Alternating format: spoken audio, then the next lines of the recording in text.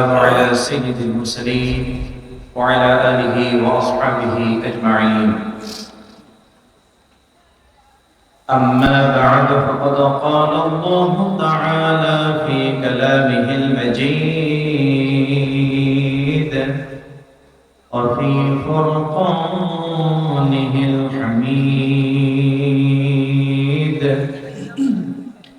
আমরা সকলে একসাথে পড়ি আউযু বিল্লাহি মিনাশ শাইতানির রাজীম বিসমিল্লাহির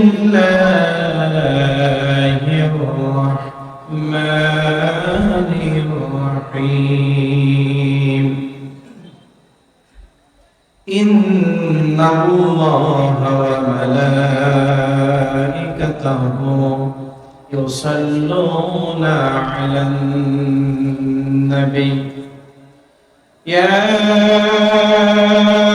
أيها الذين آمنوا صلوا عليه وسلموا تسليما اللهم صل على محمد وعلى آل محمد كما صليت على إبراهيم وعلى آل إبراهيم إنك حميد مجيد اللهم بارك على محمد وعلى آل محمد كما باركت على إبراهيم وعلى آل إبراهيم إنك حميد مجيد আল্লাহর হাবিব সাল্লাল্লাহু আলাইহি ওয়াসাল্লাম তার প্রতি আমাদের ভালোবাসা আছে অল্প নাকি বেশি? আমাদের অবস্থা হলো এমন, রাসূলের জন্য জীবন দিতে রাজি কিন্তু দুরূদ পড়তে রাজি নাই। হ্যাঁ, যদি এখন বলা হয় আল্লাহর হাবিবের মান মর্যাদাকে সমুন্নত রাখার জন্য কে কে জীবন দিবেন, আমরা সবাই হাত তুলব। কিন্তু যদি বলা হয় রাসূলের প্রতি দুরূদ পড়েন, তাহলে আওয়াজ বেশি সুবিধাজনক হয় না। এখন পৃথিবীতে যা কিছু আছে সব কিছুর মধ্যে আপনার কাছে আমার কাছে যিনি বেশি প্রিয় হবেন তিনার নাম কি বলেন? মুহাম্মদ রাসূলুল্লাহ সাল্লাল্লাহু আলাইহি ওয়াসাল্লাম। যদি তিনি জাগতিক সব কিছুর তুলনায় বেশি আপনার কাছে আমার কাছে প্রিয় না হন, তাহলে ঈমানের দাবিতে আমরা ঠকে গেছি। লা ইউমিনু আহাদুকুম হাত্তা আকুনা আহাব্বা ইলাইহি মিন ওয়ালিদিহি ওয়া ওয়ালাদিহি ওয়ান নাসি আজমাইন। পিতামাতা, ছেলে মেয়ে, ভাই বোন, আত্মীয় স্বজন, দলদারি, নেতা নেত্রী, পৃথিবীতে যা কিছু আছে সব কিছুর তুলনায় আপনার কাছে আমার কাছে বেশি প্রিয় যিনি হবেন তিনি হলেন মুহাম্মদ সাল্লাল্লাহু।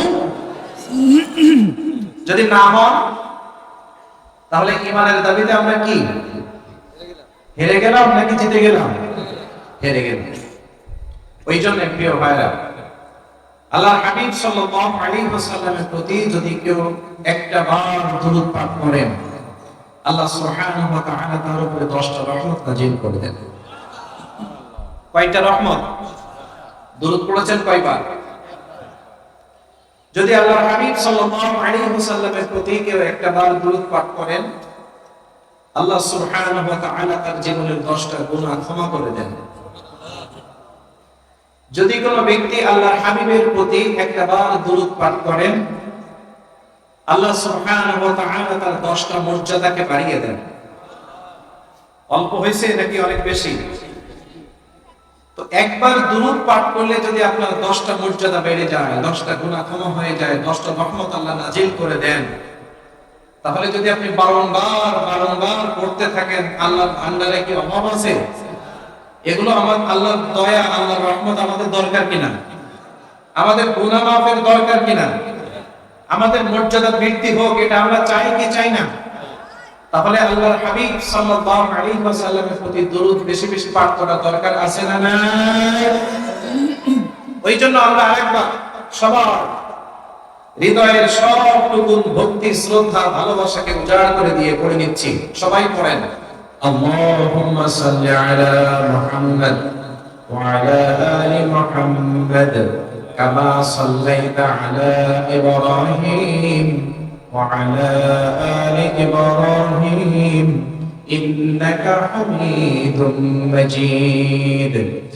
اللهم بارك على محمد وعلى آل محمد كما باركت على إبراهيم وعلى آل إبراهيم إنك حميد مجيد। আমরা সকলে শুকরিয়া জ্ঞাপন করছি সেই মহান মালিকের দরবারে, যিনি আমাদের প্রতি অত্যন্ত দয়া করে অনুগ্রহ করে আমাদেরকে সুস্থ রেখেছেন, ভালো রেখেছেন, নিরাপদ রেখেছেন, ঈমানের সাথে রেখেছেন। সেই মহান মালিকের দরবারে আমরা সকলে শুকরিয়া আদায় করছি, পড়ে নিচ্ছি আলহামদুলিল্লাহ। দুরূদ ও সালাম পাঠাচ্ছি বিশ্ব মানবতার মহান শিক্ষক সাইয়্যিদুল মুরসালিন খাতামুন নবিয়্যিন, যাকে আদর্শ হিসাবে মানলে দুনিয়াতে সম্মান, শান্তি, আখিরাতে মুক্তি, কল্যাণ, জান্নাত। ঠিক না বেঠিক? সেই মহান মানবের প্রতি আমরা দুরূদ ও সালাম পাঠাচ্ছি, সকলে পড়ছি সাল্লাল্লাহু আলাইহি ওয়াসাল্লাম। আজকে একদিন ব্যাপী ঐতিহাসিক বাৎসরিক তাফসীরুল কোরআন মাহফিল আল-হেরা তালিমুল কোরআন নুরানি মাদ্রাসা ও এলাকাবাসীর যৌথ উদ্যোগে আয়োজিত আজকের এই তাফসীরুল কোরআন মাহফিলের বর্তমান অধিবেশনের সম্মানিত সুনামধন্য সভাপতি কাজী আব্দুর রাজ্জাক সাহেব, বিশিষ্ট সমাজসেবক ও সভাপতি অত্র মাদ্রাসা মসজিদ।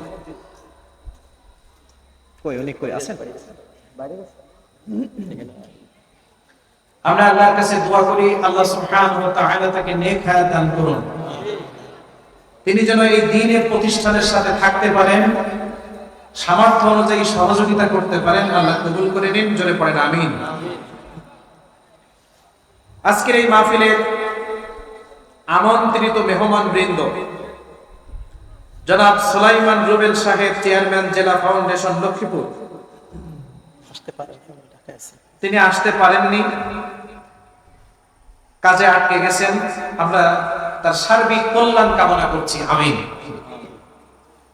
আরো আছেন মাওলানা আবুল কাসেম সাহেব, সম্ভাব্য চেয়ারম্যান পদপ্রার্থী, সেক্রেটারি, রেয়ার মডেল মাদ্রাসা। আল্লাহ সুবহানাহু ওয়া তাআলা তাকেও কবুল করুন, জোরে বলেন আমিন। আরো আছেন কাজী মোহাম্মদ আবুল হাসান সাহেব, ইউপি সদস্য, ৭ নং ওয়ার্ড, ৪ নং সোনাপুর ইউনিয়ন পরিষদ। উমরাতে গেছেন, আল্লাহ সুবহানাহু ওয়া তাআলা তার উমরাকে কবুল করুন। তিনি যেন আবার সহিহ সালামতে আমাদের মাঝে ফিরে আসতে পারেন, আল্লাহ তৌফিক দান করুন, আমিন। আরো আছেন আলহাজ ফজলুল করিম, সাবেক চেয়ারম্যান রায়পুর উপজেলা পরিষদ। অল্প সময়ে অনেক সুন্দর কথা বলেছেন, ঠিক না? জ্ঞানী মানুষের কথা অল্পতেই অনেক করে যায়, ঠিক না বেঠিক? আল্লাহ সুবহানাহু ওয়া তাআলা তার জীবনের প্রত্যেকটা কর্মকাণ্ডকে তিনি তার খুশির জন্য কবুল করুন, আমিন। আরো কথা বলেছেন আমির হোসেন মালিক সাহেব, সভাপতি, ৪ নং সোনাপুর ইউনিয়ন জাতীয়তাবাদী দল, বিএনপি। আলহামদুলিল্লাহ, তিনি অত্যন্ত সুন্দর কথা বলেছেন। তিনি ঘোষণা দিয়েছেন তিনারা মাহফিলের পক্ষে। তো আমরাও তো সবাই চাই যে আমরা সবাই মিলে কোরআনের পক্ষে হয়ে যাই, কারণ কোরআন কারোর বাপ দাদার পৈতৃক সম্পদ নয়। কোরআনের কারীম হলো সবার। চলে বলেন ঠিক না বেঠিক? আমার, আপনার, আমাদের সবার। আল্লাহ সুবহানাহু ওয়া তাআলা তার মনের সকল ভালো আশাগুলোকে পুরা করে দিন, আমিন। এরপরে আছেন জনাব আবুল বাশার মাঝি, সেক্রেটারি, ৪ নং সোনাপুর ইউনিয়ন, ৭ নং ওয়ার্ড, জাতীয়তাবাদী দল, বিএনপি। আল্লাহ সুবহানাহু ওয়া তাআলা তার মনের সকল ভালো ভালো বাসনাগুলোকে পুরা করুন। সকলে পড়েন আল্লাহুম্মা আমিন। আমার আগে কথা বললেন আমাদের প্রিয় ভাই আবুল কাসেম সাহেব। আল্লাহ সুবহানাহু ওয়া তাআলা তার খালিস নিয়তে বরকত দান করুন। আল্লাহ তার সম্মান ইজ্জতকে বাড়িয়ে দিন। আরো জোরে বলেন আমিন। পাশাপাশি আপনারা যারা দূর দূরান্ত থেকে এসেছেন, এই মাহফিলের সৌন্দর্য হলেন আপনারাই। আপনারা না থাকলে এই মাহফিল এতটা সৌন্দর্য পেত না, এত প্রাণবন্ত হতো না। ঠিক না ঠিক? মাহফিলের শ্রোতা হলো মাহফিলের সৌন্দর্য। একটা জিনিস মনে রাখবেন, ভালো কাজ চাইলেই করা যায় না। ভালো কাজ করার পেছনে মহান রবের খুশি থাকতে পারে, ইচ্ছা থাকতে পারে। আল্লাহর হাবিব সাল্লাল্লাহু আলাইহি ওয়াসাল্লাম সাহাবীদের মাঝে কথা বলতে বলতে তিনি বললেন, আল্লাহ সুবহানাহু ওয়া তাআলা যাকে ভালোবাসেন তাদেরকে ইস্তেমাল করেন। সাহাবীরা বললেন, ইয়া রাসূলুল্লাহ সাল্লাল্লাহু আলাইহি ওয়াসাল্লাম, ওয়া কাইফা ইস্তেমালু ইয়া রাসূলুল্লাহ, ইস্তেমাল কি জিনিস আল্লাহর নবী? আমরা তো বুঝতে পারিনি, আমাদের বুঝিয়ে বলেন। আল্লাহর হাবিব সাল্লাল্লাহু আলাইহি ওয়াসাল্লাম বলেন, আল্লাহ রাব্বুল আলামিন যাদেরকে ভালোবাসেন মৃত্যুর আগে তাদেরকে ভালো ভালো কাজ করার তৌফিক দান করেন। এটা হলো ইস্তেমাল। অর্থাৎ আল্লাহ রহম করলেই, আল্লাহ দয়া করলেই ভালো কাজ করা যায়, নসিহত করা যায়। তো আমরা যে এই তাফসীর মাহফিলে আসতে পেরেছি, এটা ভালো কাজ নাকি মন্দ কাজ? এবার বলেন তো, তাহলে এই মন্দ কাজ যেহেতু আমরা করতে পেরেছি, তাহলে আমাদের রবের রহমত আমাদের উপরে আছে না নেই? তাহলে আমরা কি ঠকেছি নাকি জিতেছি? আর যারা এদিকে ওদিকে ঘুরে বেড়াচ্ছেন, আগামীকালকে সকালে এসে যদি ওনারা বলেন যে আমাদেরকে ওয়াজ শোনান, রাইহান কবির সাহেবও থাকবে না, মাহবুব ইজ্জুদ্দিন জাবেরি সাহেবও থাকবে না, মাইকম্যান বলবে যে আমি শেষ করতে পারলেই বাসি, হুজুর শেষ মোনাজাত যত তাড়াতাড়ি দিবেন আমি তত তাড়াতাড়ি সব কিছু খোলাখুলি শুরু করব। কথা বলেন ঠিক না ঠিক? তাহলে এই যে একটা বরকতপূর্ণ অনুষ্ঠান, যারা আসতে পারেননি তারা কি জিতলেন নাকি হারলেন? যারা বলেন তো, আল্লাহ যে আমাদেরকে সেই কাতারে রাখেনি, এই জন্য সেই মহান মনিবের দরবারে আমরা আরেকটা বার হৃদয় থেকে শুকরিয়া জ্ঞাপন করছি। সকলেই পড়ে নিচ্ছি আলহামদুলিল্লাহ। এবং আমার পরে আলোচনা করবেন আপনাদের অত্যন্ত প্রিয় মানুষ। নাম জানেন তো নাকি? কে? আওলাদ রাসূল সাল্লাল্লাহু আলাইহি ওয়াসাল্লাম হযরত মাওলানা সৈয়দ মোহাম্মদ মাহবুব ইজ্জুদ্দিন তাহির জাবেরি, সহকারী অধ্যাপক, হায়দারগঞ্জ কামিল মাদ্রাসা, রায়পুর। অত্যন্ত সুন্দর কথা বলেন, প্রাণবন্ত কথা বলেন, জ্ঞান গর্বপূর্ণ কথা বলেন। আপনারা তার আলোচনা শুনে শেষ মোনাজাত দিয়ে যাবেন তো ইনশাআল্লাহ? ইনশাআল্লাহ। এখানে যত সময় থাকবো তত সময় আমাদের উপরে রহমত দান করবেন কে? যে অনুষ্ঠানে কোরআনুল কারীম শিক্ষা করা হয়, সেখানে সাকিনা নাজিল হয় কার? সেটা সাধারণ জায়গা থাকে না, সেটা জান্নাতের বাগান হয়ে যায়। সুবহানাল্লাহ পড়েন। আমার আগে কথা বলেছেন, অত্যন্ত সুন্দর কথা বলেছেন, পীরজাদা হযরত মাওলানা এম.এ. হাসানাত সাহেব, অধ্যাপক, আল হারামাইন জামিয়াতুল মডেল মাদ্রাসা, রায়পুর।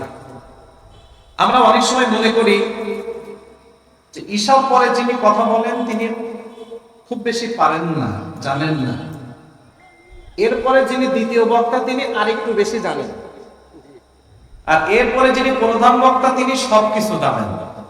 তাই আগের গুলা আর শোনাশুনি নেই, প্রধান বক্তা আসলেই আমরা এসে বসি। কিন্তু এমন অনেক জায়গা আছে যেখানে প্রধান বক্তার চাইতে 3 নাম্বার বক্তার যোগ্যতা অনেক বেশি, ইলমের দিক থেকে অনেক বেশি। বক্তা এক জিনিস আর ইলম আর এক জিনিস। আমি কি বোঝাতে পেরেছি আপনাদের? অনেকেই আছে অনেক জানেন কিন্তু বলতে পারেন না, আবার অনেকেই আছে যে নিজের মধ্যে কিছুই নেই কিন্তু বলতে দাও ঘন্টার পর ঘন্টা চলে যাচ্ছে। আছে নাকি নাই? তো আমরা আল্লাহর কাছে দোয়া করি, আল্লাহ সুবহানাহু ওয়া তাআলা আমাদের হযরতের সম্মান ইজ্জতকে বাড়িয়ে দিন, আল্লাহ তাকে হায়াতান তাইয়্যিবা দান করুন।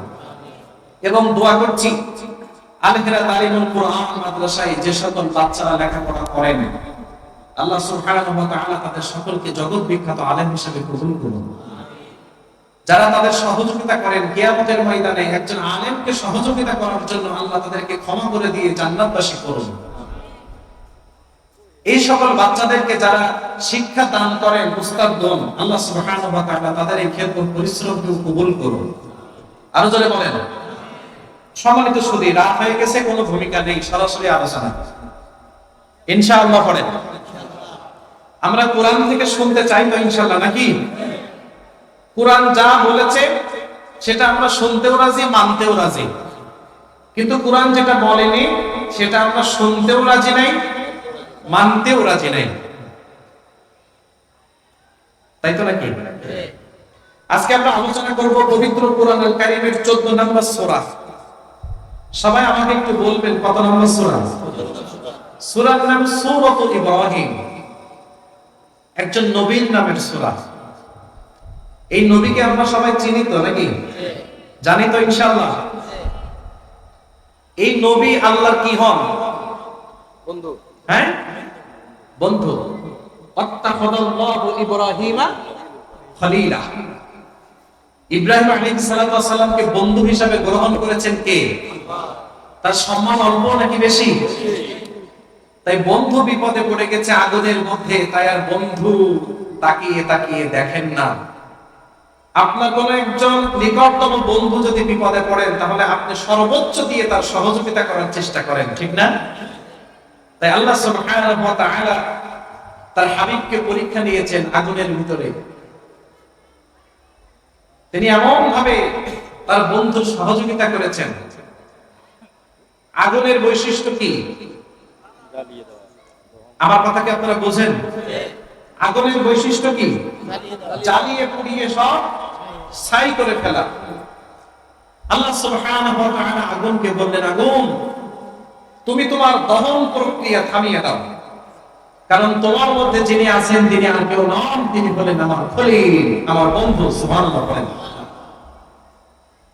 কুলনা ইয়া নারু কুনি বারদাও ওয়া সালামান আলা ইব্রাহিম। আগুন তার দহন প্রক্রিয়া থামিয়ে দিয়েছেন। হাতের রশিটাকে জ্বালিয়ে দেয় কিন্তু একটা পশমকে জ্বালিয়ে দেয় না, এর নাম হলো বন্ধুর সাহায্য। সুবহানাল্লাহ বলেন। কারণ আগুন কার নিয়ন্ত্রণাধীন?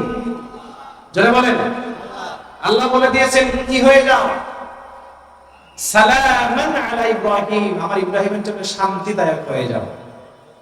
তাই আগুন আর জ্বলে না। এই বন্ধু বন্ধুকে এমন ভাবে সহযোগিতা করেছেন, মহান আল্লাহ তার বন্ধুকে এমন ভাবে সহযোগিতা করেছেন, জীবনের সবচাইতে শান্তির সময় পার করেছেন তিনি ওই আগুনের মধ্যে। সুবহানাল্লাহ। ইব্রাহিম আলাইহিস সালাতু ওয়াস সালাম তিনি যখন বৃদ্ধ হয়ে গিয়েছিলেন, মানুষ যখন বৃদ্ধ হয়ে যায় তার নাতি-পুতিদের সাথে জীবনের ঘটে যাওয়া বিভিন্ন বিষয় সম্পর্কে বলেন। ইব্রাহিম আলাইহিস সালাতু ওয়াস সালাম তার নাতি-পুতিদের সাথে বৃদ্ধ বয়সে গল্প করতেন, আমার এতটুকু জীবনে সবচেয়ে শান্তির সময় আমি পার করেছি নমরুদের আগুনের মধ্যে যে কয়দিন ছিলাম। সুবহানাল্লাহ। এর থেকে শান্তি আমার জীবনে আমি আর পাই নাই। এই যে খলিল ইব্রাহিম আলাইহিস সালাতু ওয়াস সালাম কার বন্ধু? তার নামেই সূরা। সূরার নাম কি? ইব্রাহিম। কত নম্বর সূরা? 14। এই সূরার 1 নম্বর আয়াত থেকে আজকে আমরা কিছু কথা বলবো ইনশাআল্লাহ। আল্লাহ তুমি আমাদের সকলকে বলার, শোনার এবং মানার তৌফিক দাও। আল্লাহ সুবহানাহু ওয়া তাআলা বলেন, আলিফ লাম রা, কিতাবুন আনজালনাহু ইলাইকা লিতুখরিজান নাসা মিনাজ যুলুমাতি ইলান নূর বিইذনি রাব্বিহিম ইলা সিরাতিল আজিজিল হামিদ। সুবহানাল্লাহ পড়েন। আল্লাহ রাব্বুল আলামিন বলেন আলিফ লাম রা, এটাকে বলা হয় হুরুফুল মুকাত্তাআত, বিচ্ছিন্ন হরফ। যেমন বিভিন্ন সূরার শুরুতে এই বিচ্ছিন্ন হরফ আছে না নাই? যেমন আলিফ লাম মিম, তা সিন, তাহা, ইয়াসিন, হামিম, আলিফ লাম রা, আছে না নাই? এগুলোকে বলা হয় বিচ্ছিন্ন হরফ। তাফসীরকারগণ বলেন এই বিচ্ছিন্ন হরফের মধ্যে অর্থ কি লুকিয়ে আছে সেই অর্থ জানেন একজন, তিনি কে? আল্লাহু আ'লামু বিমুরাদিহি বিহি। এই বিচ্ছিন্ন হরফের অর্থ জানেন একমাত্র তিনি হলেন আমাদের রব। তিনি যে এটাকে গোপন রেখেছেন এটা হলো তার একটা হিকমা। সুবহানাল্লাহ পড়েন। এটা হলো কোরআনের একটা মুজিজা। এখন এই অক্ষরের অর্থ আপনি জানেন বা না জানেন, এই অক্ষর অস্বীকার করার কোনো সুযোগ আছে নাকি? অমান্য করার কোনো সুযোগ আছে? নাই। والراسخون في العلم يقولون آمنا به كل من عند ربنا সুবহানাল্লাহ পড়েন। আল্লাহ রাব্বুল আলামিন বলেন এই অক্ষরগুলোর অর্থ তোমরা জানো বা না জানো, বুঝো বা না বুঝো, এই প্রত্যেকটা অক্ষরের উপরে ঈমান আনতে হবে, কারণ এই অক্ষরগুলো যিনি নাজিল করেছেন তিনি কে? ইয়াকুলুনা আমান্না বিহি, আমাদেরকে ঘোষণা দিতে হবে আল্লাহ। এর অর্থ আমরা জানি বা না জানি, বুঝি বা না বুঝি, পারি বা না পারি, এটা বিশ্বাস করি যে সব কিছু আপনার পক্ষ থেকে এসেছে আর সবগুলোকে আমরা বিশ্বাস করে নিলাম। সুবহানাল্লাহ পড়েন। এখন বলেন তো এই কোরআনুল কারীমের আমরা কিছু একটু বিশ্বাস করলাম, কিছু একটু অবিশ্বাস করলাম, এই সুযোগ আছে নাকি? যেগুলো আমাদের নিজেদের অনুকূলে আসে, হ্যাঁ হুজুর এগুলো ঠিক আছে, যেগুলো আমাদের নিজেদের অনুকূলে আসে না এগুলো ঠিক নাই, এমন কিছু মানুষ আছে না?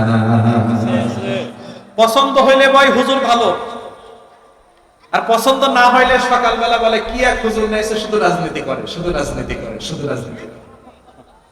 আছে না নাই? আরো জোরে বলেন। তাহলে কোরআনুল কারীমকে কি পছন্দ আর অপছন্দ দুইটা ভাগে ভাগ করার কোনো সুযোগ আছে?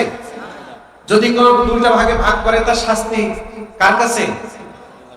আল্লাহ ঘোষণা দিয়েছেন যদি কোনো ব্যক্তি কোরআনের কিছু মেনে নেয় আর কিছু অস্বীকার করে তাহলে তার দুইটা শাস্তির সম্মুখীন হতে হবে। জোরে বলেন কয়টা?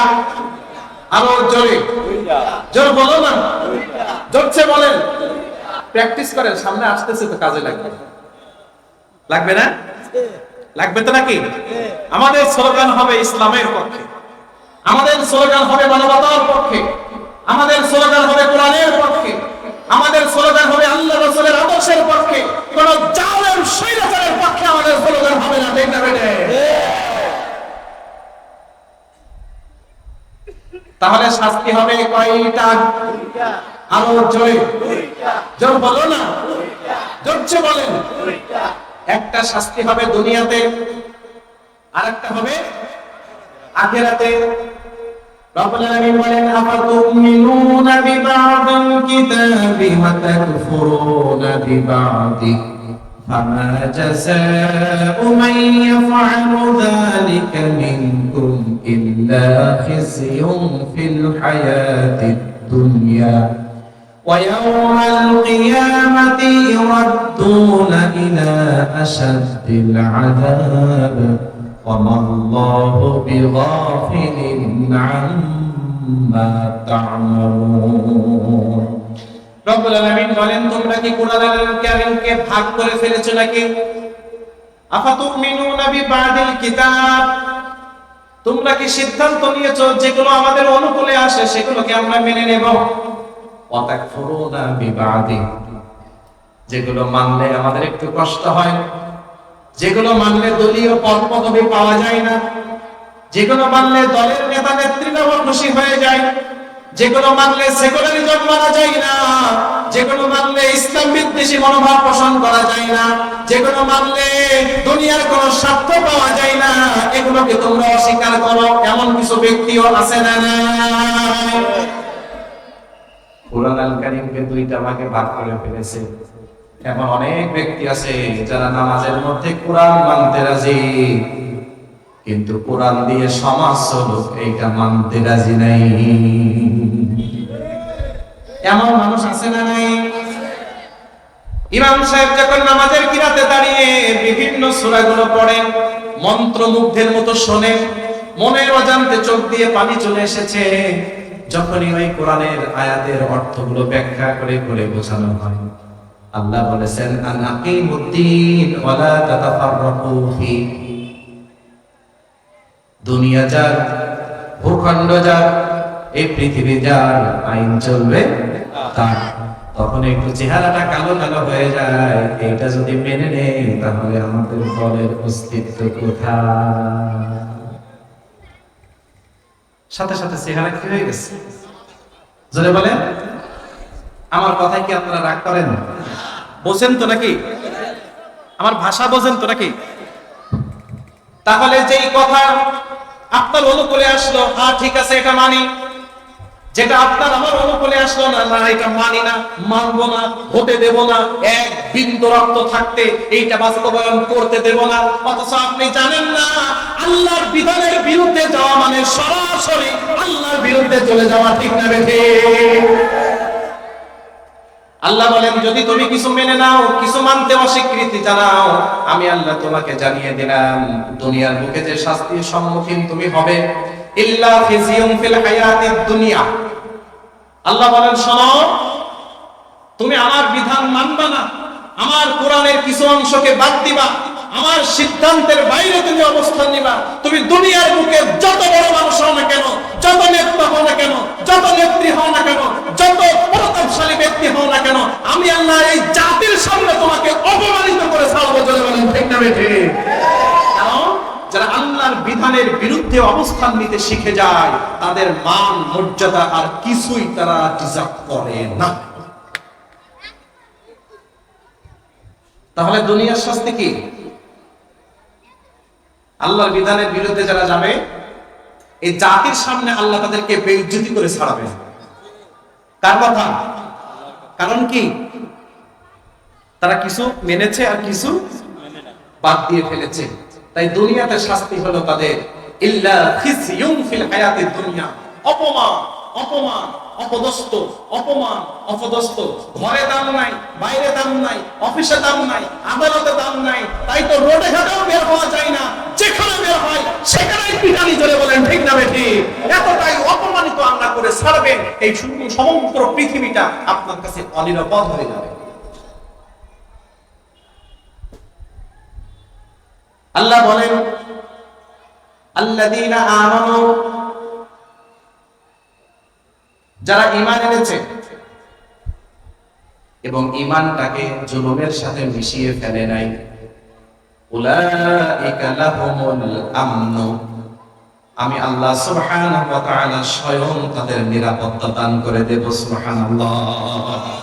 যারা ঈমান এনেছে কিন্তু ঈমানের সাথে জুলুমটাকে মিশিয়ে ফেলে নাই, ঈমানের সাথে অবিচার করে নাই, ঈমানের সাথে মিথ্যাটাকে মেনে নেয় নাই, ঈমানের সাথে কুফরিটাকে মেনে নেয় নাই, ঈমানের জায়গায় ঈমানটাকে রেখেছে, দুনিয়ার বুকে যে পরিস্থিতির সম্মুখীন তারা হোক না কেন প্রত্যেকটা সময় নিরাপত্তা যিনি দিবেন তিনি কে?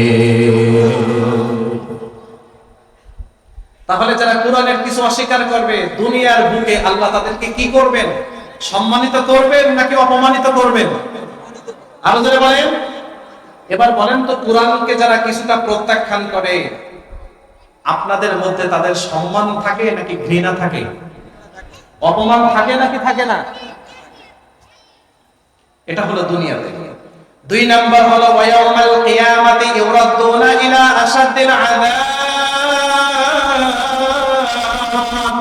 আল্লাহ রাব্বুল আলামিন বলেন আমি তোমাকে দুনিয়াতে বেইজ্জতি করব, এটাই শেষ না।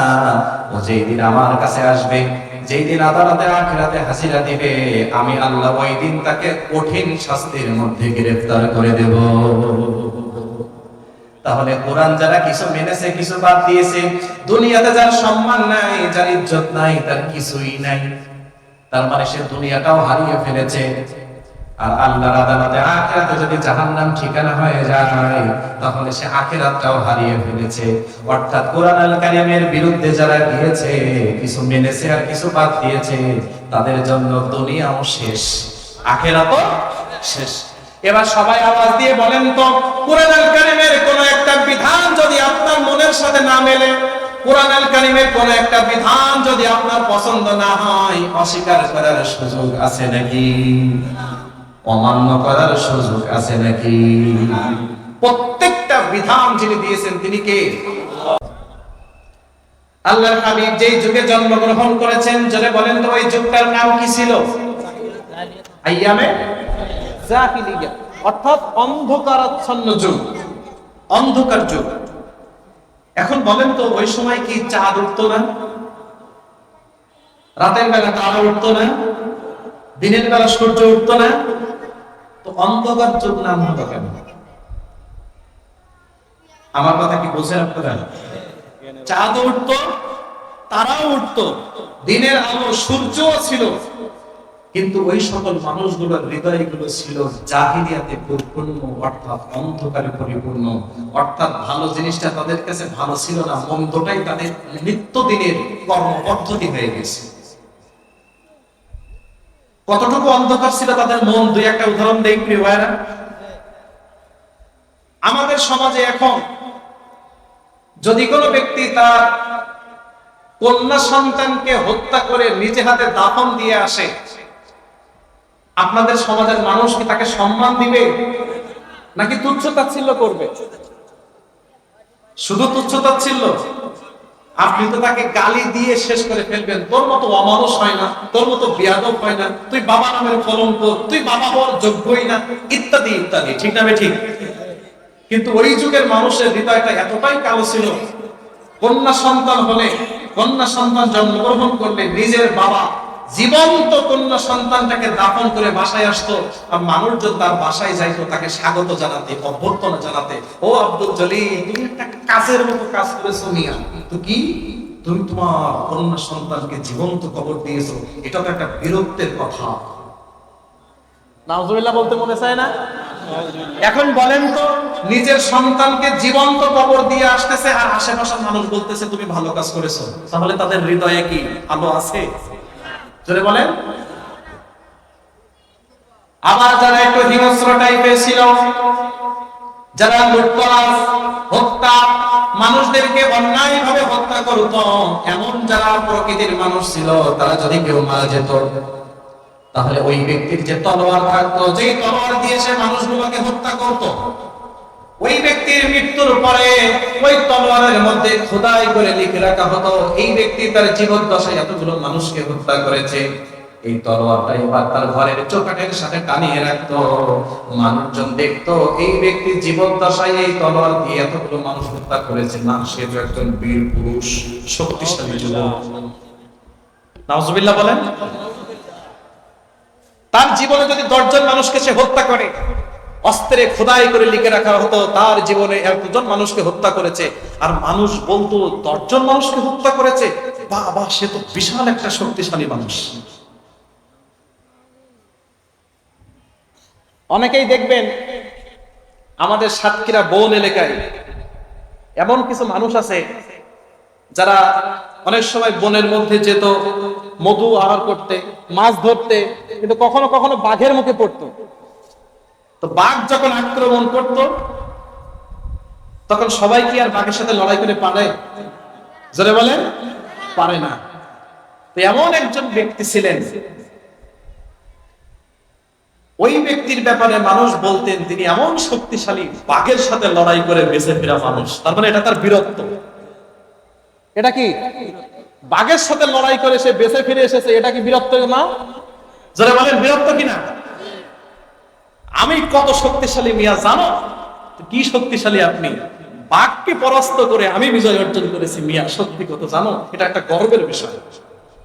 তো তৎকালীন যুগে মানুষ হত্যা করতো আর মানুষ বলতো বাহ এ তো একজন শক্তিশালী মানুষ, সাহসী মানুষ, সে তার জীবদ্দশায় এতগুলো মানুষকে হত্যা করেছে, এটা কি যেন তেন কথা? এখন বলেন তো, হত্যা করার পরে যদি মানুষ তাকে বাহাবা দেয়, উৎসাহ দেয়, তাহলে তাদের হৃদয়ে আলোর কিছু আছে? অন্ধকারে ছেয়ে গেছে। আবার সেই যুগের নারীরা এতটাই অবহেলিত ছিল, উকাজ মেলা নামে একটা মেলা বসতো। এই উকাজ মেলায় নারীদেরকে পণ্য হিসাবে ব্যবহার করা হতো। তৎকালীন যুগের সবথেকে সুন্দরী সুন্দরী রমণীগুলো ওই ওকাজ মেলায় নিয়ে এসে তাদেরকে নৃত্য পরিবেশন করতে বলা হতো। কখনো সেই নারীগুলো অর্ধেক কাপড় পরে তারা নৃত্য পরিবেশন করতেন, আবার কখনো কখনো নারীরা যখন নৃত্য পরিবেশন করতেন তখন তাদের পরনে কোনো কাপড়ই থাকতো না, আর মানুষজন এইগুলাকে দেখতো আর হাতে তালি দিত, বাহ অমুক তো ভালোই ডান্স দিতে পারে। নাউজুবিল্লাহ বলবেন না প্রিয় ভাইরা?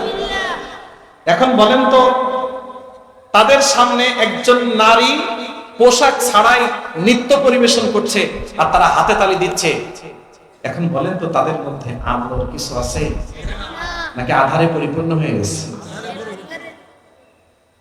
তৎকালীন যুগে সাহিত্যের পুরস্কার দেওয়া হতো 1 2 3 4 5 6 7, ওই ওকাজ মেলায় এই পুরস্কার ঘোষণা করা হতো। এটাকে আরবিতে বলা হয় সাবআ মুআল্লাকা, 1 থেকে শুরু করে 7 পর্যন্ত এইটা তারা পুরস্কৃত করত। ওই যে কবিতার মেইন প্রতিপাদ্য ছিল একজন নারীর দেহে কোন অংশটা কেমন সুন্দর, এটা কবিতায় লেখনের মাধ্যমে যে যত বেশি ফুটিয়ে উঠাতে পারত, ওই ওকাজ মেলায় তার কবিতা হতো শ্রেষ্ঠ। নাউজুবিল্লাহ বলেন। এখন তো ভিডিওর যুগ, ক্যামেরার যুগ, ইত্যাদি ইত্যাদি। তৎকালীন যুগে তো এটা ছিল না, তো কবিতার মাধ্যমে লিখতে হতো যে একজন নারী কতটা সুন্দর হতে পারে, তার শরীরের কোন অঙ্গটা কেমন সুন্দর হতে পারে। একজন নারীকে সব থেকে উলাঙ্গ করে যে কবিতার মাধ্যমে ফুটিয়ে উঠাতে পারত, তার কবিতা হতো ওকাজ মেলায় শ্রেষ্ঠ কবিতা। শুধু তাই নয়, 1 থেকে শুরু করে 7 পর্যন্ত যারা শ্রেষ্ঠত্ব প্রমাণিত হতো, তাদের ওই কবিতার ওই কপিগুলো কাবা ঘরের গিলাপে তারা মেরে রাখত। নাউজুবিল্লাহ বলেন। আর মানুষজন আসতো আর দেখতো, কবিতা পড়তো, বাহ চমৎকার কবিতা, এ তুমি এক কঠিন কবিতা লিখছে। মানুষ ওইগুলো পড়তো আর বাহাবা দিত। জোরে পড়েন নাউজুবিল্লাহ। আবার পুরুষরা 2 পাশ দিয়ে দাঁড়িয়ে থাকতেন। তৎকালীন যুগের সব থেকে সুন্দরী সুন্দরী রমণীগুলোকে তারা সুন্দরী প্রদর্শনী করানো হতো। কখনো কখনো শরীরে একটু কাপড় থাকতো, আবার কখনো কখনো থাকতো না। নাউজুবিল্লাহ পড়েন, আরো জোরে বলেন। এই নারীদের প্রদর্শনী বর্তমান সমাজেও আছে না? এখন ইউরোপ আমেরিকা থেকে আমাদের দেশে পর্যন্ত এই প্রদর্শনী চলে এসেছে। মিস বাংলাদেশ কি? মিস বাংলাদেশ। পুরুষরা 2 পাশ দিয়ে বসে থাকবে, একজন নারী খোলামেলা তার নিজেকে প্রদর্শন করবে, তার যার পক্ষে বেশি ভোট পড়বে সে হবে মিস বাংলাদেশ। অর্থাৎ নিজেকে যত বেশি উলাঙ্গ করে উপস্থাপন করতে পারবে, দর্শক ভোট দেবে আর উনি হয়ে যাবেন বিশ্ব সুন্দরী, বাংলাদেশের শ্রেষ্ঠ সুন্দরী। নাউজুবিল্লাহ পড়ে। এটা আছে না নাই? যেটা বলেন আছে না নাই? এইটার সাথে মুসলমানের কোন সম্পর্ক থাকতে পারে? এটা হলো জাহিলিয়াতের সবচাইতে খারাপ কালচার। আর যে শিক্ষিত মানুষরা এইটাকে বিচার করার জন্য বসে আছে, সবকটা দণ্ড মূর্খ করে বলেন ঠিক না বেঠে? যারা উলাঙ্গ নারীকে দেখে বিশ্ব সেরা খেতাব দেওয়ার জন্য বিচারক হিসাবে বসে আছে, আপনি যদি তাকে শিক্ষিত বলেন তো মূর্খকে রাগ করতেছেন নাকি প্রিয় ভাইরা? এবার বলেন তো, 2 পাশ দিয়ে পুরুষরা দাঁড়িয়ে আছে, মাঝখান দিয়ে একজন নারী তার দেহকে প্রদর্শন করছে, আর মানুষজন হাতে তালি দিচ্ছে আর বলছে বাহ তুমি তো অনেক সুন্দর। এমন যাদের মনোভাব, তাদের অন্তরে কি আলো আছে? অন্তরগুলো কি কালো হয়ে গেছে। তাই তো সূর্যের আলো আছে ঠিক, কিন্তু মনের মধ্যে কালো। এখন মনের মধ্যে যদি কালো থাকে, তাহলে সূর্যের আলো দিয়ে এই সমাজ আলোকিত করা যায় না। তাই তো আল্লাহর হাবিব সাল্লাল্লাহু আলাইহি ওয়াসাল্লাম সমাজকে যখন আলোকিত করতে চাইলেন, আল্লাহ রাব্বুল আলামিন আয়াত নাযিল করে দিলেন, কিতাবুন আনসালনাহু ইলাইকা লিতুখরিজান নাসা মিনাজ যুলুমাতি ইলান নূর। জোরে জোরে পড়েন সুবহানাল্লাহ। ও নবী, আমি আপনাকে এমন একটা কিতাব দান করেছি আনজালনাহু ইলাইকা, যেটা আমি আপনার উপরে অবতীর্ণ করেছি। সবাই আওয়াজ দিয়ে বলেন তো আল্লাহর হাবিবের প্রতি রব্বুল আলামিন যে কিতাব নাযিল করেছেন সেই কিতাবটার নাম কি? সবাই আওয়াজ দিয়ে বলেন সেই কিতাবের নাম কি? আল্লাহ যে দিলেন তার কারণ আছে না নাই? ও নবী, আপনি তো ওই অন্ধকারে থাকা মানুষগুলোকে আলোর পথ দেখাতে চাচ্ছেন। আমি আল্লাহ আপনাকে জানিয়ে দিলাম, এই যে একটা কিতাব আমি আপনাকে দিয়েছি, লিতুখরিজান নাস, আপনি মানুষদেরকে বের করে নিয়ে আসবেন মিনাজ যুলুমাতি ইলান নূর। আপনি এই কোরআন দিয়ে, কোরআনের আলোয় তখনকার সব আধারে থাকা মানুষগুলোকে বের করে আপনি আলোর দিকে নিয়ে আসবেন। এই জন্য আমি আপনাকে কোরআন দিয়েছি। সুবহানাল্লাহ বলেন। তাহলে এবার আওয়াজ দিয়ে বলেন তো, এই কোরআন এসেছে মানুষদেরকে আলোকিত করতে নাকি আধারে নিতে? বলেন, আলোকিত করতে নাকি আধারে নিতে? তাহলে সমাজের মানুষ যদি আলোকিত হতে চায় লাগবে কোন কিতাব? পরিবারের মানুষ যদি আলোকিত হতে চায় লাগবে কোন কিতাব? মন্ত্রণালয় যদি আলোকিত করতে চান লাগবে কোন কিতাব? সারা দেশে যদি দিগন্তে রাত্রে আলো ছড়িয়ে দিতে হয় তাহলে আল কোরআনের প্রয়োজন। এই আল কোরআন বাদ দিয়ে, মানব রচিত করে তৈরি করা মতবাদ দিয়ে এই জাতিকে আলোকিত করা যায়নি, আর যাবেও না। যারা বলেন ঠিক না বেঠে? কোরআনের বাইরে আলোকিত হওয়ার কোনো সুযোগই নেই। তাই তো চেয়ারম্যান সাহেবের হৃদয়ে এই কোরআনের আলো না থাকার কারণে 10 কেজি চাউল উনি 7 কেজিতে পার করে দিচ্ছে। কিসের কারণে এটা? এই কোরআনের নূর না থাকার কারণে, আলো না থাকার কারণে। এটা রাগ করতেছেন মনে হয়?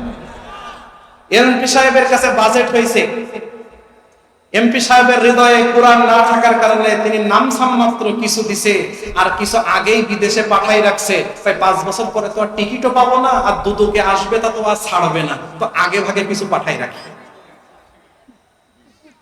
বাস্তব নাকি অবাস্তব? আচ্ছা, এগুলো কি রাজনীতি মনে হচ্ছে আপনাদের? এগুলো কি রাজনীতি মনে হয় নাকি বাস্তব? যদি ওই এমপি সাহেবের হৃদয়ে কোরআন থাকতো তাহলে সে রডের পরিবর্তে বাঁশ ব্যবহার করতে পারত না।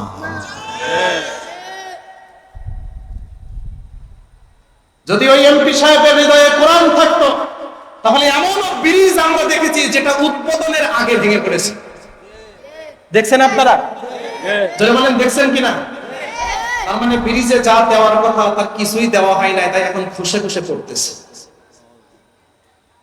অথচ এই কোরআন এসেছে এইগুলো রোধ করতে, অর্থাৎ মানুষের হৃদয়কে আলোকিত করতে। মানুষের হৃদয় যখন আলোকিত হয়ে যাবে তখন 10 কেজির জায়গায় 10 কেজি দিবে। যদি 2-1টা কম হয়ে যায় তাহলে চেয়ারম্যান সাহেব আবার বলে নিবে যে 2-1টা কম হয়ে যেতে পারে মনের অজান্তে, তোমরা আমাকে তাই রেখো না, ক্ষমা করে দিও।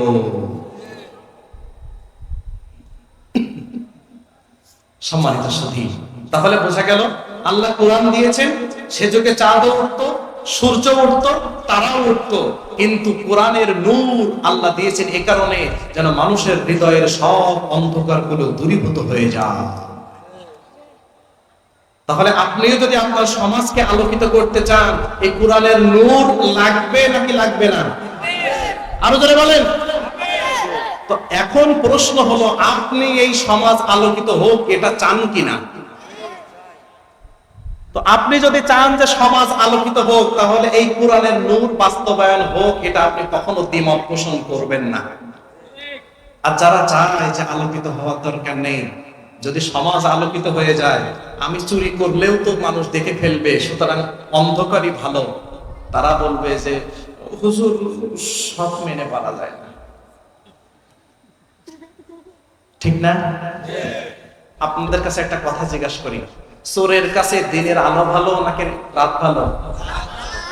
হ্যাঁ, কারণ রাতের বেলায় ওর রুটি রুজি, ঠিক না? তাই সে দোয়া করে, আল্লাহ শীতের সময় রাতটা যেমন বড় থাকে, গরমের সময় যেন রাতটা বেশি বড় থাকে, যেন চুরি করে আবার সহি সালামতে বাসায় ফিরতে পারি। তাই তো চোরের কাছে যে যদি আপনি দিনের বেলার কথা বলেন, চোর এইটাতে খুশি হবে না। তাই সমাজে যারা আলো চায় না, আধার চায়, তাদের সামনে কোরআন বললে তারা খুশি হয় না। অথচ রব্বুল আলামিন বলেন কিতাবুন আনসালনাহু ইলাইকা লিতুখরিজান নাসা মিনাজ যুলুমাতি ইলান নূর।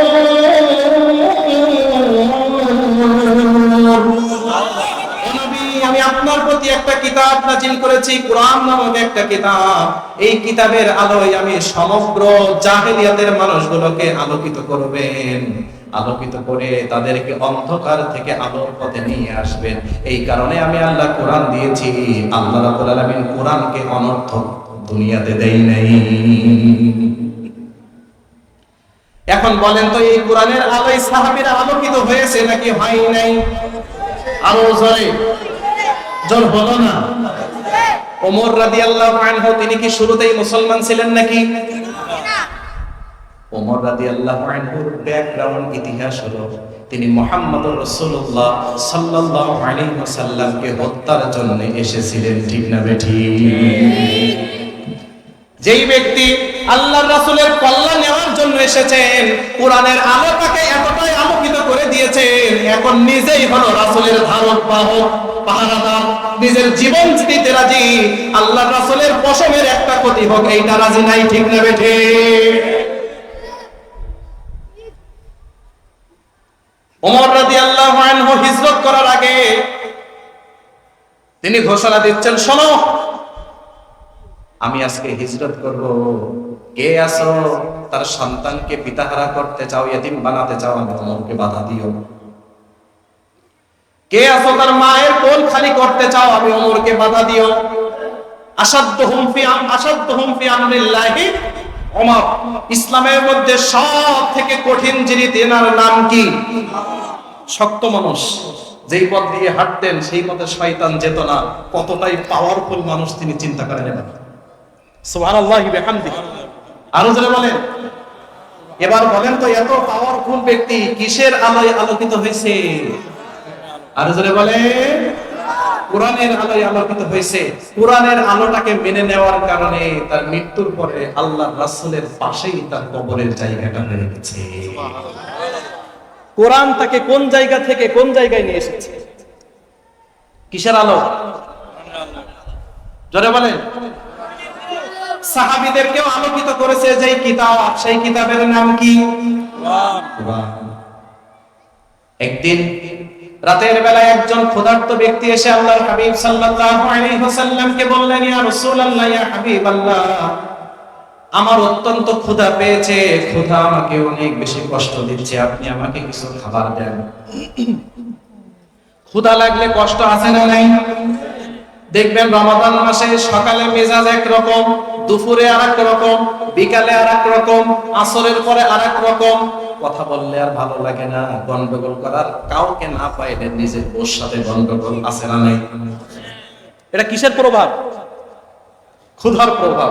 মানুষের ক্ষুধা লাগলে আর মাথায় কাজ করে না। তাই দেখবেন আপনি যখন অত্যাধিক ক্ষুধার্ত, কেউ একটা কথা বলছে, ভাই এখন পেটে খুব ক্ষুধা, জ্বালাতন করিও না, পরে কথা হবে। ওই ব্যক্তি এসে বললেন, ইয়া রাসূলুল্লাহ, আমি ক্ষুধার্ত, আমাকে কিছু খেতে দেন। তৎকালীন যুগে অভাব অনটন সবার কম বেশি আছে না নাই? আল্লাহর হাবিব সাল্লাল্লাহু আলাইহি ওয়াসাল্লাম বাসায় খবর পাঠালেন, যাও খবর নিয়ে দেখো বাসায় কোনো খাবার দাবার কিছু আছে কিনা।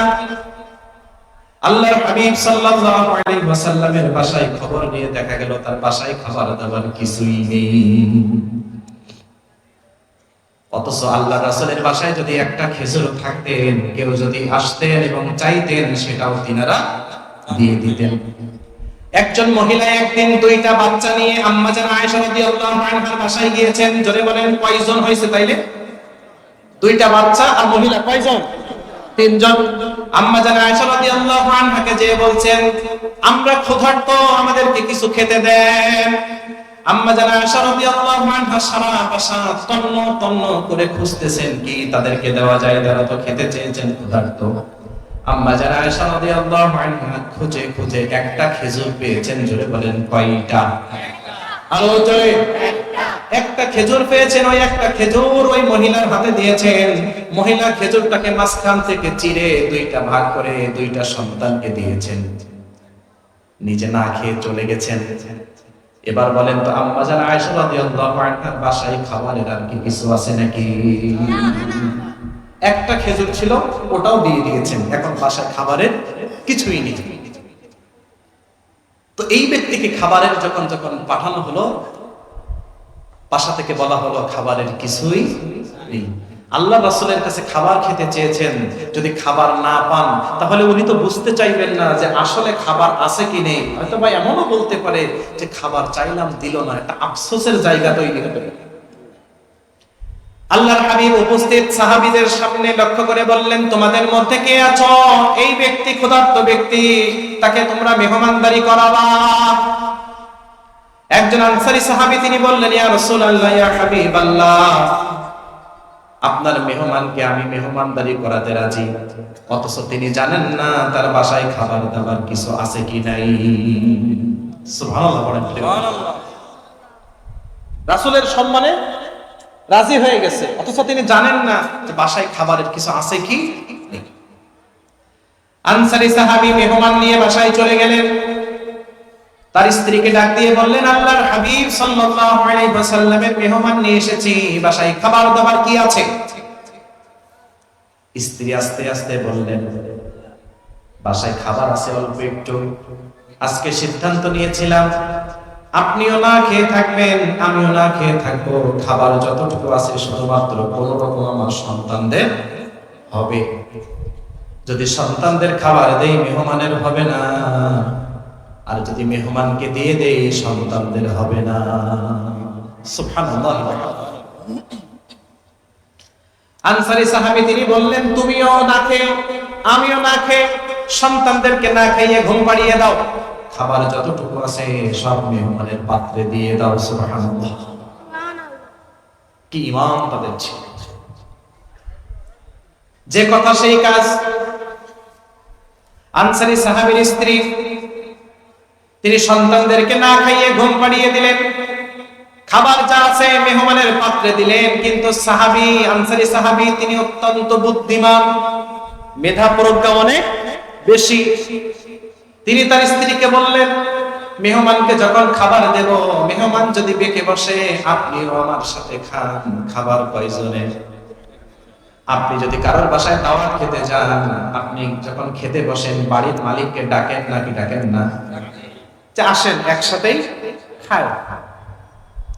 এখন খাবার কয়জনের? একজনের। যদি ডাকেন আর যদি তিনি বুঝতে পারেন যে না খাবার যা ছিল আমাকেই দিয়ে দিছে আর খাবার কিছু নেই, তাহলে এই খাবারটা তিনি পরিতৃপ্তি সহকারে খেতে পারবেন না। তাই আনসারী সাহাবী তার স্ত্রীকে বললেন, শোনো, মেহমান যদি বেঁকে বসে আমি তাকে বলবো বাতিটা নিভিয়ে দেওয়ার অনুমতি চাইব। যখন বাতিটা নিভিয়ে দেওয়া হবে তুমি একটা খালি প্লেট আমার হাতে দিয়ে দিও। ওই খালি প্লেটটা আমি নাড়াচাড়া করব, মেহমান বুঝতে পারবে না আমি খেয়েছি নাকি খাই নাই। সুবহানাল্লাহ। যে কথা সেই কাজ। সপরিবারে না খেয়ে খাবার যতটুকু ছিল মেহমানের পাত্রে দিয়ে দিলেন। মেহমান পরিতৃপ্তির সহকারে খেয়ে রাতের বেলা ঘুমিয়ে গেলেন। পরের দিন সকালে আনসারী সাহাবী এবং সেই মেহমান আল্লাহর হাবিব সাল্লাল্লাহু আলাইহি ওয়াসাল্লামের দরবারে চলে গেছেন। মুহাম্মদ রাসূলুল্লাহ সাল্লাল্লাহু আলাইহি ওয়াসাল্লাম আনসারী সাহাবীকে দেখে বলেন, শোনো, রাতের বেলা তুমি আমার মেহমানের সাথে কেমন আচরণ করেছো? তোমার আচরণ দেখে স্বয়ং আল্লাহ রাব্বুল আলামিন হেসে দিয়েছে। শুধু তাই নয়, শুধু তাই নয়, শুধু তাই না, আল্লাহ কোরআনের আয়াত নাযিল করে জানিয়েছেন, ওয়া ইউথিরুনা আলা আনফুসিহিম ওয়ালাউ কানা বিহিম খাসাসা। ও নবী, এই কোরআনের আলো আসার কারণে এমন কিছু মানুষ আজকে তৈরি হয়ে গেছে যারা লুটতরাজ করে খাইতো, যারা ডাকাতি করত, যারা রাহাজানি করত, যারা ছিনতাই করত, যারা অন্যের মাল আত্মসাৎ করে নিজেরা ভক্ষণ করত। আজকের এই কোরআনের আলো তাদের হৃদয়ে আসার কারণে সপরিবারে সারাটা রাত না খেয়ে পার করে দেয়, কিন্তু একজন ক্ষুধার্তকে তারা না খেয়ে থাকতে দেয় না। সবাই বলেন তো এটা কিসের কারণে? অথচ যেই ব্যক্তিরা এই কোরআন নাজিল হওয়ার আগে অন্যের সম্পদ জোর করে লুণ্ঠন করে খেত, তাদের জন্য মানুষ সঠিকভাবে ব্যবসা বাণিজ্য করতে পারতো না। লুটতরাজের সাথে তারা জড়িত, ডাকাতি ছিনতাইয়ের সাথে জড়িত ছিল। কিন্তু কোরআনুল কারীম আসার পরে তাদের হৃদয়গুলো এতটাই আলোকিত হয়ে গেছে, বাচ্চাদেরকেও না খাইয়ে রাখে, সব পরিবারে না খাইয়ে রাখে, কিন্তু মেহমানকে তারা অভুক্ত রাখে না। ওই জন্য প্রিয় ভাইরা, এই কোরআন যাদের হৃদয়ে আছে তারা কোনোদিন আরেকজনকে কষ্ট দিতে পারে না, আরেকজনের সম্পদ তসরুফ করতে পারে না। যারা বলেন ঠিক না ঠিক? যাদের হৃদয়ে কোরআন আছে, যারা যদি রাষ্ট্রীয় ক্ষমতায় যেতে পারে, গরিব দুঃখী মেহনতি মানুষের 10 কেজি কাঠের চাল তারা মেরে খাবে না, বিধবা ভাতাগুলো খাবে না, অন্যের টিউবওয়েল নিজের বাড়ি এসে পুঁতবে না, মানুষের টাকাগুলো নিয়ে সিঙ্গাপুর থেকে টাইলস এনে নিজের বাথরুমে লাগাবে না। তারা যার যার অধিকার তার কাছে ফিরিয়ে দিবে। আর এটা একমাত্র নিশ্চিত করতে পারে আল কোরআনের আলো। চিল্লাই বলেন ঠিক না বেঠে?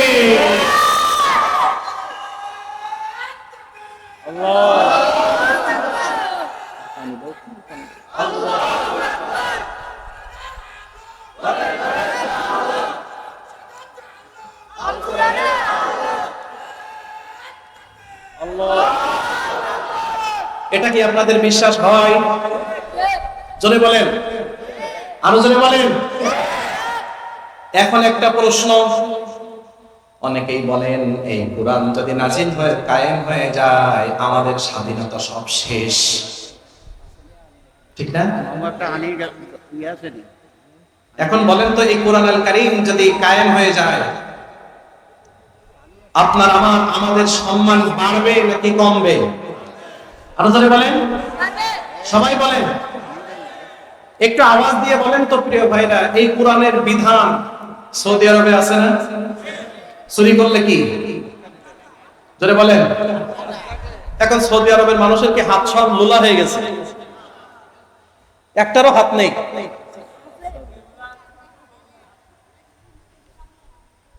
আমার কথা বুঝেননি মনে হয়। চুরি করলে কি করো?